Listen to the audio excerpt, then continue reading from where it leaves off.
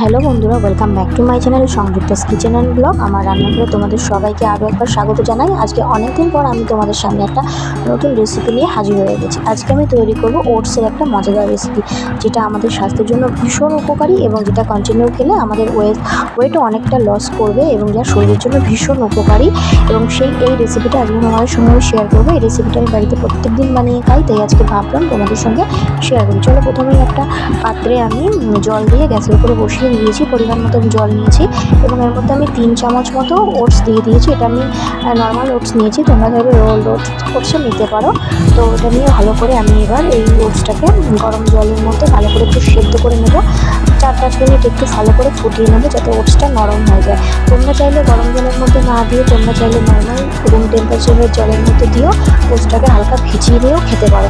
তো চলো, এইভাবেই ওটসটা কিছুক্ষণ আগুনের উপর থাকবে, তাতে কিছুটা সেদ্ধ হবে। সেদ্ধ হওয়ার পরে যখন এটার থেকে মাখা মাখা ভাবটা চলে আসবে, তখন আমি ফ্লেমটা অফ করে দিয়ে ওটসটাকে কিছুটা ঠান্ডা করে নেবো।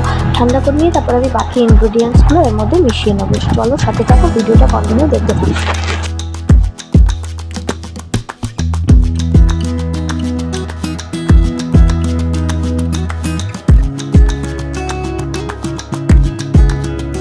আর এদিকে দেখো, আমি ওটসের মধ্যে দেওয়ার জন্য এখানে ড্রাই ফ্রুটস ভিজিয়ে রেখেছি। এখানে রয়েছে কাজু, কিশমিশ, আর খেজুর, আর আমন্ড আছে। আর এখানে পাশে রয়েছে জাগেরি পাউডার, এটা আমি যেহেতু হেলদি একটা রেসিপি তৈরি করছি, সেজন্য এখানে আমি সুগারের কোনো অল্টারনেটিভ অপশান ইউজ করছি না।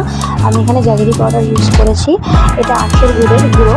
আর এখানে আমি একটা সিঙ্গাপুরি কলা ইউজ করছি, আর ইউজ করবো টক দই। এই ইউজ করবো টক দই। এই সমস্ত জিনিসগুলো দিয়ে ওটসটাকে আমি ভালো করে মাখিয়ে নেবো। তো দেখো, আমার ওটসটা ভালো করে সিদ্ধ হয়ে এসছে, ফুটে গেছে ভালো করে। এবার আমি গ্যাসের ফ্লেমটাকে বন্ধ করে দেবো। বন্ধ করে দিয়ে কিছুক্ষণ এটাকে ঠান্ডা হওয়ার জন্য দেবো। দেখো, ভালো করে ওটসটা সেদ্ধ হয়ে গেছে। আমি চামচ দিয়ে ভালো করে নাড়িয়ে দেখে নিলাম, খুব সুন্দরভাবে মিক্সড হয়ে গেছে। ওটসের দানা দানা ভাবটা আর নেই। তো এইবার আমি ওটসটার গ্যাসটা বন্ধ করে দেবো।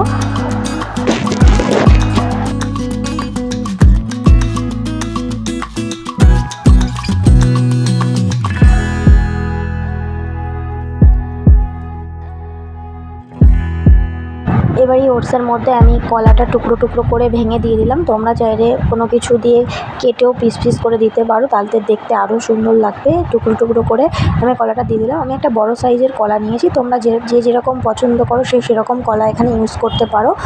তো সাথে থাকো, ভিডিওটা কন্টিনিউ দেখতে থাকো। তো এর মধ্যে আমি কলা দেওয়ার পরে এর মধ্যে ইউজ করব জাগেরি পাউডার। তো দেখো, আমি এখানে জাগেরি পাউডার নিয়েছি। তোমরা চাইলে নর্মাল ঘরে থাকা গুঁড়ো করে নিয়েও ইউজ করতে পারো। এটা আমি কিনেছি, অনলাইন থেকে কিনে আমি এটা ইউজ করছি।